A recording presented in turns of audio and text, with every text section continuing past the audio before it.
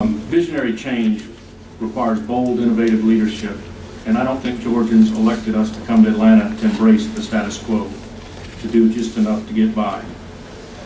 I think Georgians elected us to develop and embrace bold ideas which will make Georgia a better place to live, a better place to raise a family, and a better place for businesses to operate. As CEO of the North Fulton Chamber of Commerce, we spend a lot of time and effort in creating a good environment for business leaders. In order to be successful in recruiting new companies to locate to North Fulton, we have to have a strong educational system, well-developed infrastructure, and a quality healthcare system. SB 141 goes a long way to providing significant improvements for both the healthcare system and the business climate.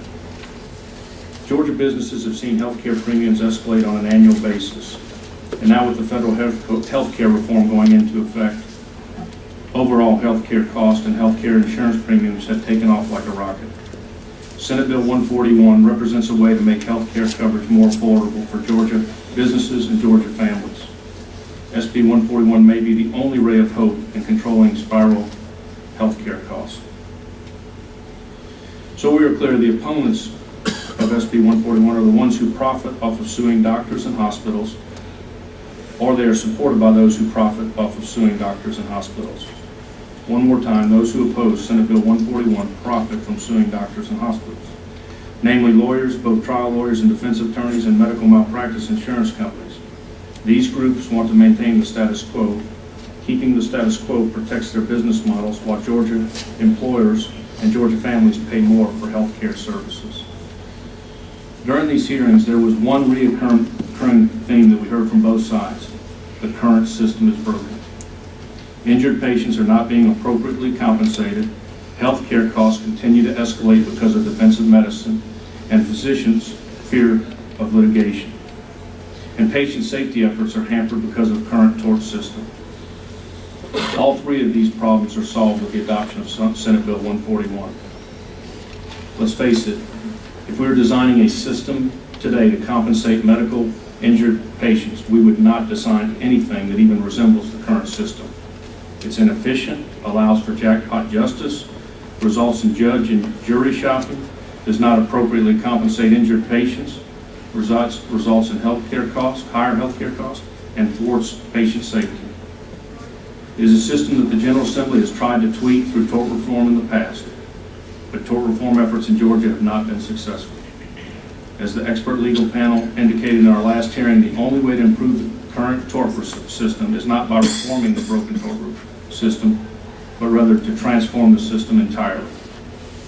SB 141 transforms our medical liability court system and replaces it with an administrative solution that is more efficient, provides compensation for injured patients, and reduces defensive medicine.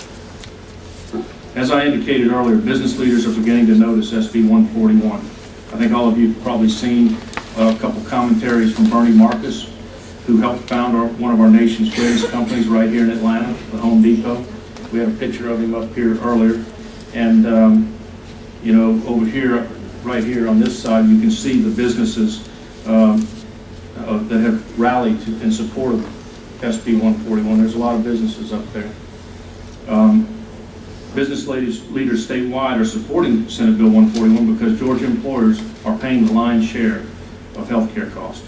Any piece of legislation which bends this cost curve, anything that helps make health care coverage more affordable for employees and their dependents, will be supported by the business community. I'm excited to see this kind of support. As you have heard today, physician groups have also started to support this innovative solution.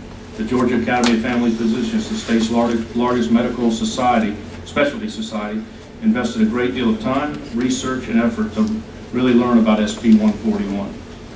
Because they chose to immerse themselves in the legislation, they came to the independent conclusion that SB 141 represents a much better way to resolve medical malpractice claims. They're not alone. Hundreds of physicians are now supporting SB 141.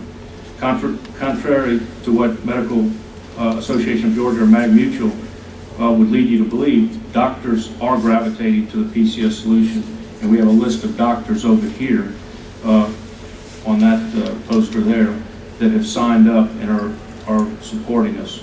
The reason? SB 141 eliminates medical malpractice lawsuits including those bogus and frivolous suits brought by a few overzealous lawyers.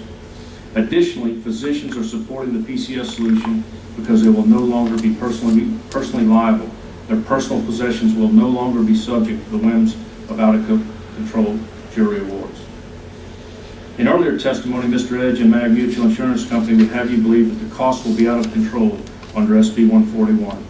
But several studies and actuarial reports indicate otherwise. The only report used by Mr. Edge is a Towers-Watson document which states that it is not an actuarial report.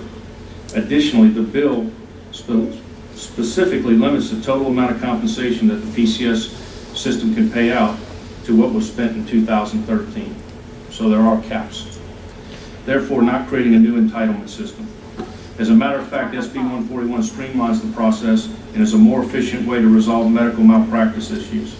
And let me assure you right now that if I thought this would increase costs, raise taxes, or create an entitlement system, I'd withdraw this bill right now. The actuarial firm Towers-Watson estimates that during the past 5 years, Georgia medical malpractice carriers earned an average of 47% profit. No wonder Mag Mutual has joined the Georgia Trial Lawyers Association opposing any meaningful change to the current system. This one statement sums up Senate Bill 141. Those who oppose this legislation want to maintain the broken tort system in an effort to protect their profit margins and enhance their own self-interest. So we are clear, maintaining the status quo only protects the profits of medical malpractice insurance companies and trial lawyers who sue doctors and hospitals to the detriment of Georgia patients, businesses, and taxpayers.